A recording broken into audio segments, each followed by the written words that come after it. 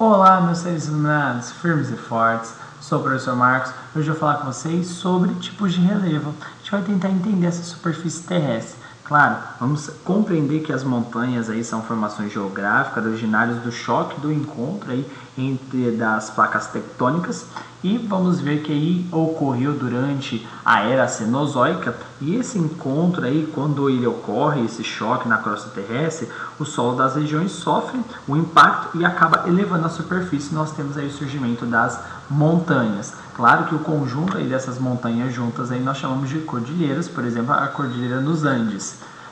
Nós vamos ver aí que existem algumas montanhas famosas aí no mundo, aí o Pico da Neblina no Brasil, no Nepal aí mais famoso aí o nosso querido Monte Everest, entre outros aí, que é o Monte K2 no Paquistão aí, por exemplo, pega na China também. E nós vamos ver que um outro elemento aí que nós temos aí também aí é chamado aí de planície.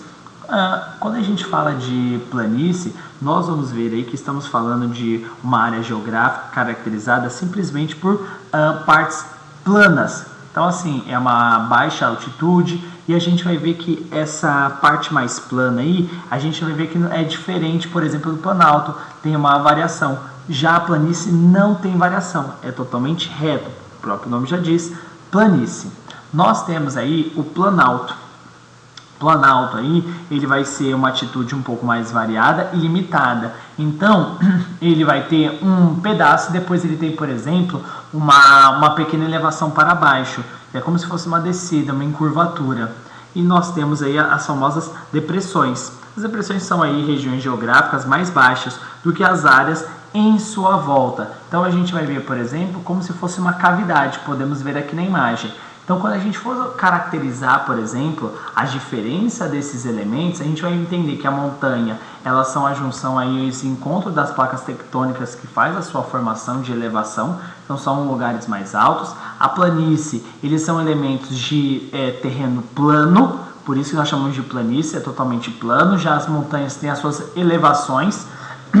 Quando a gente fala do planalto, a gente vai entender aí que é uma região aí de altitudes aí um pouco variadas aí, principalmente, e ela tem aí a sua pequena diferença de encurvatura. Ela vai ter tipo uma coluninha, então fazendo essa elevação para baixo.